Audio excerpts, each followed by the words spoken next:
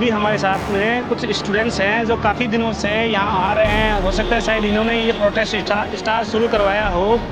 इन्हीं से हम जानकारी लेंगे कि आप स्टूडेंट्स हैं। जी सर। क्या नाम है आपका? जय आदित्य सिंह। जय आदित्य सिंह। ये हाथ में क्या ले रखा है आपने? सर ये डबली है हमारी। ये डबली, इस पे लिखा है दिस वेपन किल्स फासिज्म। जी सर। क्या समझते हो आप फासिज्म के बारे सर में? मैं फासीवाद से और फासिज्म से ये समझता हूँ कि सर जो इतने समय से मुसोलिनी की टाइम से और अब तक के टाइम में भी अगर आप देखें तो कुछ तबके के लोग दूसरे तबकों के लोगों पर जो ऑपरेशन करते हैं, जो उनको ध्वस्त करने की तकनीक अपनाते हैं, उनको बोलने से रोकते हैं, उनको कुछ करने से रोकते हैं और अपनी मनमर्जी चलाते हैं, तो मैं फासिज्म सर एक मिनट बात काट के, फासिज्म के खिलाफ पहला आंदोलन कहाँ हुआ था? ध्यान है कुछ? नहीं सर। ये ध्यान नहीं है। फासिज्म के बारे में समझते हैं आप, लेकिन ये ध्यान नहीं है कि पहला आंदोलन उसके खिलाफ कहाँ हुआ, ये नहीं समझते आप। जी सर। आपका शुभ नाम? बप्पादित्य। बप्पादित्य। क्या जानते हैं आप फासिज्म के बारे में? मैंने आपको बहुत सी बार देखा है, बहुत सी प्रोटेस्ट, जयपुर के प्रोटेस्ट में देखा है जहाँ आप जोश, पब्लिक को जोश दिला देते हो। मैंने आपके नारे भी सुने हैं। आप फासिज्म के बारे में क्या समझते हैं, क्या जानते हैं? तो फासीवाद हमें समझना पड़ेगा कि फासीवाद एक विचारधारा है। जी ठीक है, एक जॉन मुलेनी की किताब है हाउ फैशिज्म वर्क्स। मैं चाहूंगा कि जो भी है वो पढ़े उसके बारे में। तो फासीवाद वो जो बोलते हैं वो बोलते हैं विचारधारा ही नहीं है सिर्फ। फासीवाद पावर कॉन्सेंट्रेट करने का एक तरीका है। फासीवाद एक स्पेक्ट्रम है, पावर हंग्री स्पेक्ट्रम। तो यहाँ पे क्या होता है, फासीवाद के अंदर आपको ये भी समझना पड़ेगा फासीवाद के कुछ कैरेक्टरिस्टिक्स होते हैं। वो कैरेक्टरिस्टिक्स क्या हैं समझते हैं। आप समझते हैं फासीवाद? तो ये बात आप समझ जाएंगे। तो उसके अंदर ये होता है कि मान लीजिए कोई एक मेजॉरिटी है, तो मेजॉरिटी को पहले ये विश्वास दिलाया जाता है कि आप खतरे में हो, कि मेजॉरिटी खतरे में है। ये हो सकता है? नहीं हो सकता है। दूसरी चीज वो बोलते हैं there has to be an emergence of a powerful leader, कि एक नेता जो शक्तिशाली हो, उसका इमर्जेंस हो, उसका वो उभरे।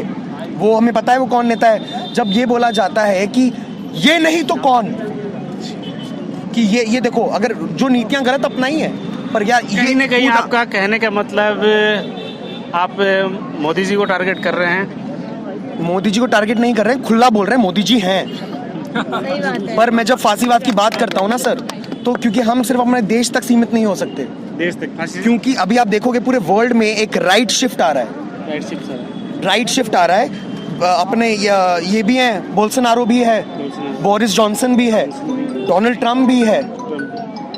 तो फासीवाद हम सिर्फ अगर इस हमारे देश के संदर्भ में समझेंगे तो वो भी अनफेयर है थोड़ा। तो फासीवाद पूरे दुनिया में आ रहा है। पर अगर आप पूछेंगे देश के बारे में, तो अभी जो फैशिस्ट जो लिखा हुआ है ना, तो हमारे देश में फैशिस्ट तो यही है, ये एक आइडियोलॉजी है। मैं समझ गया, आपका अच्छा नॉलेज है इस बारे में। मेरे को तो इस जो वेपन आपने बनाया है ना, इसको एक वेपन के रूप में आप काम में ले रहे हो जी। क्या ट्रेड चल गया है, क्या है लेफ्टिस्ट का, ऐसा क्या है इसमें? लेफ्टिस्ट जो भी है, ज्यादातर कन्हैया कुमार को देखा है। अच्छा जी सर। तो दूसरा मैं आपको देख रहा हूँ। सर डफली तो हमारे पूर्वज कब से बजा रहे हैं जी। तो आपने सफदर हाशमी का नाम सुना है? तो सफदर हाशमी जो थे वो बहुत स्ट्रीट प्लेस करते थे। स्ट्रीट प्लेस उन्होंने जन्म दिया स्ट्रीट प्ले को, और वो पहले थिएटर कराते थे। तो थिएटर जब उनके पास पैसे नहीं रहे तो बोले कि लोगों के बीच में हम लोग प्लेस कैसे करें, नाटक कैसे करें, तो वो नुक्कड़ नाटक उन्होंने चालू किया। ठीक है, तो उसमें जो सबसे खतरनाक चीज़ थी वो था डफली। तो एक आप देखो कि मैं डफली बजाना शुरू करूंगा ना, 10 लोग आ जाएंगे। क्यों?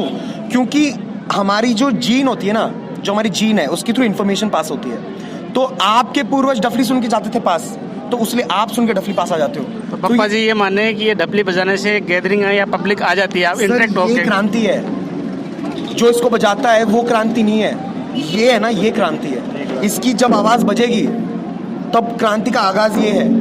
और औरतें डफली हैं, डफली औरत है, और औरतों ने इस क्रांति की आगाज की है, इसकी क्रांति का आगाज किया है। और ये औरतों ने तो हाँ देखिए, और ये लेफ्ट राइट वाली बात नहीं है ये।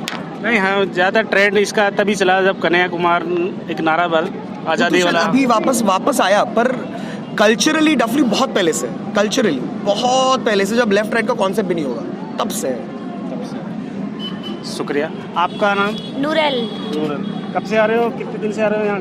10 जनवरी को अल्बर्ट हॉल का चालू हुआ था और 31 जनवरी को शहीद स्मारक पे प्रोटेस्ट चालू आज हुआ कौन था। सा दिन है यहाँ? यहाँ 51। क्या स्पेशल किया आज आपने? स्पेशल कुछ नहीं किया, क्योंकि हम ये चलता आ रहा है प्रोटेस्ट और चलता रहेगा। कोई स्पेशल वाली बात नहीं, कोई मज़े की बात यहाँ नहीं हो रही है, कि हम आज हमारा 51 डेज कंप्लीट हो जाएंगे। तो मैंने हम देखा कुछ- है कि जैसे आपका शहीद स्मारक में भी एक प्रोटेस्ट चल रहा है, जी वहाँ आपने चित्रकारियाँ वगैरह भी की जी, थी, जी। गुब्बारों का एक प्रोग्राम रखा था, जी, जी। उसी हिसाब से मैंने पूछा यहाँ स्पेशल क्या था। यहाँ 51 डेज हमारे पूरे हुए हैं, तो हमने अपना कल्चरल प्रोग्राम थ्रू कल्चरल हमने अपना रेजिस्टेंस दिखाया है कि सिर्फ नारों की गूंज से ही नहीं, हमारी पोएम्स के थ्रू, हमारी नज्म के थ्रू, हमारी खुद की आवाज़ जो हमने लिखा है उनके थ्रू हम लोगों तक अपनी बात पहुँचाएं और शायद उन बहरे कानों तक अपनी आवाज़ पहुँचाएं जो देश शायद समझते हैं कि वो बहरे हैं, वो सुन नहीं सकते, लेकिन वो सब सुन रहे हैं। क्या काम पढ़ते हो आप? जी BBA बैचलर स्टूडेंट। अभी जा रहे हो क्या पढ़ने? जी जाते हैं ना, सुबह कॉलेज जाते हैं हम। उसके बाद में आप प्रोटेस्ट में? जी ज़रूर प्रोटेस्ट करने आते हैं रोज़। Thank you.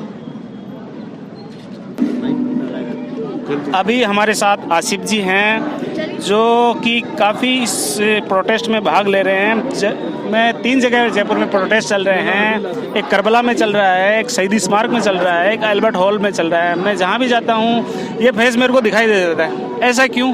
आप बहुत ज़्यादा समर्पित हैं इस मामले में। हम लोग समर्पित हैं, लेकिन इसलिए कि जो NRC है, CA NPR के विरोध क्या में काम करते हो? मैं जहाँ जाता हूँ आप मिल जाते हो आप। मैं अपना काम करते हो? मेरा अपना काम छोड़ के, जो मेरा अर्निंग सोर्स है उसको छोड़ के मैं यहाँ पे लगाऊँ, क्योंकि अभी मैं अर्निंग करूँगा तो बाद में कुछ नहीं कर पाऊँगा। ऐसा क्या खौफ है आपने? मुझे खौफ नहीं है, लोकतंत्र खत्म हो रहा है, उसको बचाने के लिए हम लोग यहाँ पे आ रहे हैं। कौन कह रहा है लोकतंत्र खत्म हो रहा है? लोकतंत्र आपका जो PM है 3 लाख आबादी के सामने बोल चुका है कि NRC नहीं ला रहे हैं, फिर काहे का खौफ? ये NRC ना ला रहे हैं, ये बोल बोल के आसाम में ले आए। आसाम में बीजेपी नहीं लाई, आसाम में सुप्रीम कोर्ट के फैसले के अनुसार NRC लागू हुई, आपको ध्यान है? लेकिन गृह मंत्री अमित शाह राज्यसभा में बोल चुके हैं हम लेके आएंगे, और जोर जोर से बोले रहे लेके आएंगे, और वो लेके आएंगे। तो आप क्या PM साहब पे भरोसा नहीं करते? नहीं, हम PM पे भी भरोसा करते हैं और गृह मंत्री पे भरोसा करते हैं। उन दोनों से ज़्यादा हम लोकसभा में भरोसा करते हैं। जो लोकसभा में जो बोल रहे हैं गृह मंत्री बोल रहे हैं, PM ने एक बार भी संसद के अंदर नहीं बोला कि हम लोग नहीं लेके आएंगे। वो संसद के बाहर बोलते हैं कि हम लोग नहीं लेके आएंगे, वो अंदर नहीं बोलते।